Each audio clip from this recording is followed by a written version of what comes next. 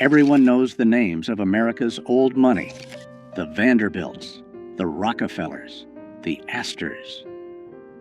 In Philadelphia, it was families like the Biddles and the Drexels who ruled society. They lived in mansions on Society Hill. They would not let anyone into their clubs who did not have the right last name. But while the white aristocracy was busy excluding everyone, another aristocracy was rising right under their noses: a black aristocracy. In the 1840s, decades before slavery ended in the South, a secret society of black families in Philadelphia was amassing fortunes that rivaled the white elite. They lived in mansions with English butlers. They sent their children to private schools in Paris. They owned the catering empires that fed the white upper class. They were called the Old Philadelphians of color. And for nearly 50 years, they operated a parallel universe of wealth and privilege that history has almost completely erased. They had their own 400 list, their own debutante balls, their own rules. They were so exclusive that even other wealthy black people were often denied entry. This is the story of James Forten, Robert Purvis, and the dynasties that proved black wealth was not just possible in the 19th century. It was powerful, and it was dangerous.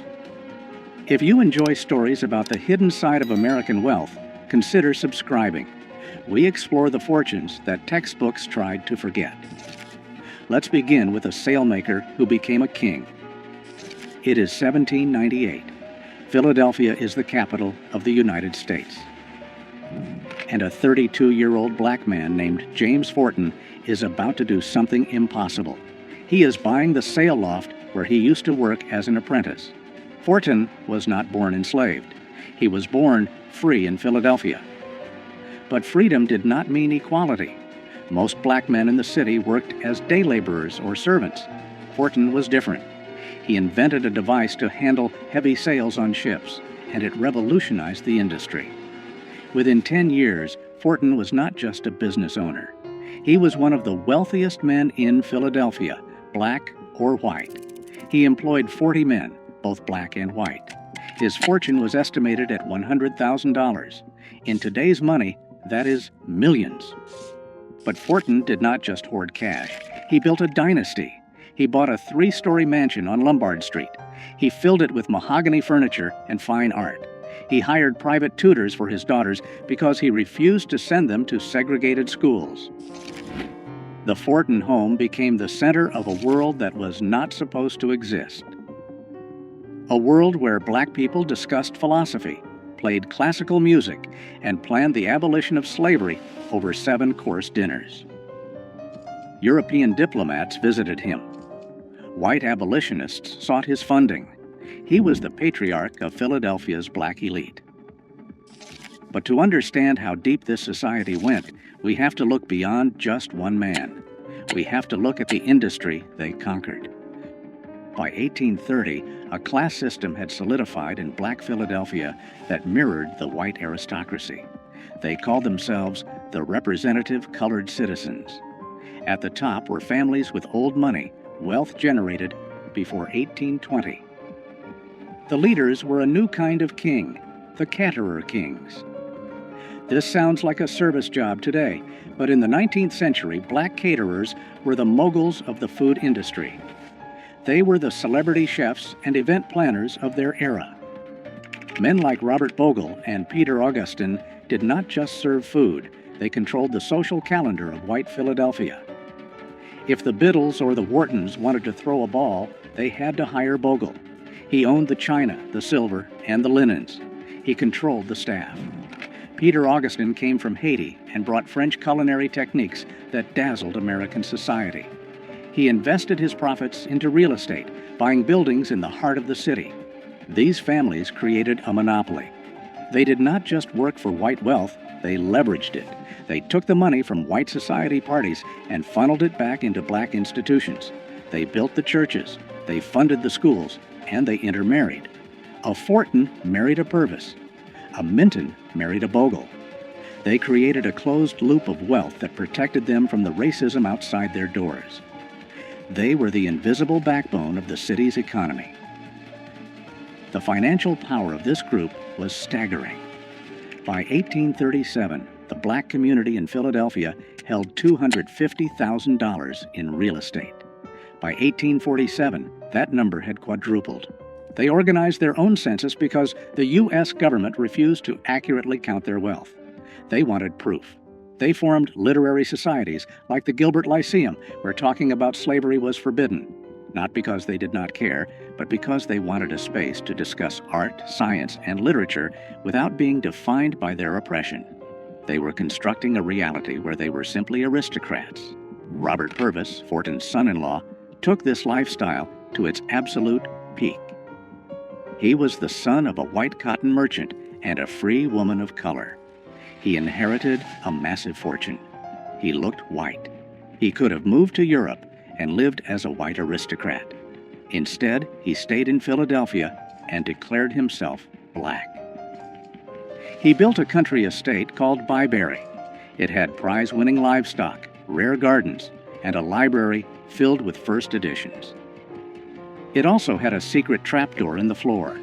While Purvis lived like a lord, he was also the president of the Underground Railroad. His mansion was a station for escaping slaves. This was the paradox of the black elite. They lived in luxury that rivaled the white upper class, but their lives were constantly in danger because of the color of their skin. In 1838, that danger arrived at their front door. May 17, 1838, Philadelphia. The city is tense. Abolitionists have just built Pennsylvania Hall, a grand building dedicated to free speech and ending slavery. James Fortin helped fund it. The black elite saw it as their symbol of progress, but the white working class saw it as a threat. A mob of thousands gathered outside. They were not just angry about slavery. They were angry about black wealth. They saw black men like Fortin and Purvis walking the streets in silk suits, while white immigrants struggled to find work. The resentment boiled over. The mob burned Pennsylvania Hall to the ground only 3 days after it opened. Then they turned toward the black neighborhoods. They did not go after the poor. They went after the rich. They targeted the mansions. They targeted the businesses. Robert Purvis sat in his estate at Byberry, watching the glow of the fires in the distance, armed with a shotgun, waiting for the mob to come for his family. They did not reach him that night, but the message was sent. Your money does not protect you. Your education does not protect you. To us, you are just targets.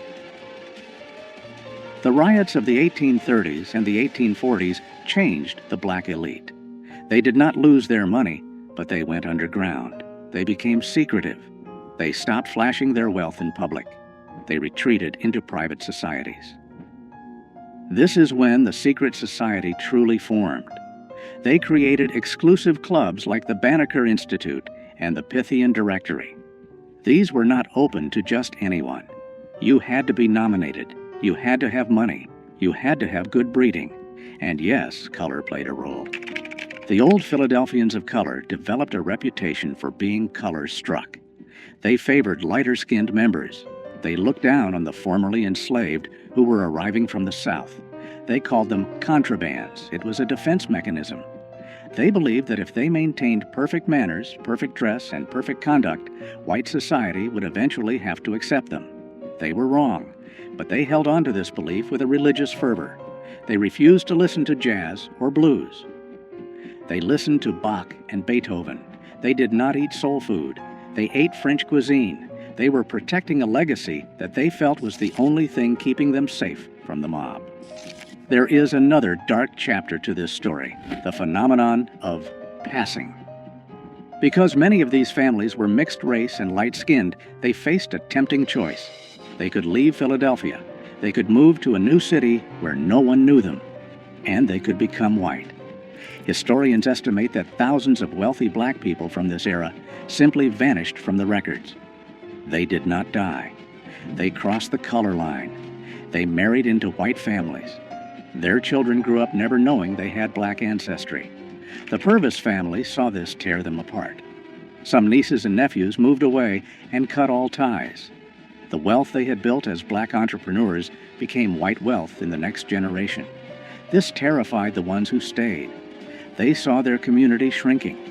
Every time a son or daughter moved away to pass, the dynasty weakened. It was a slow, silent erasure. The families who remained, like the Mintons and the Warwicks, doubled down on their identity.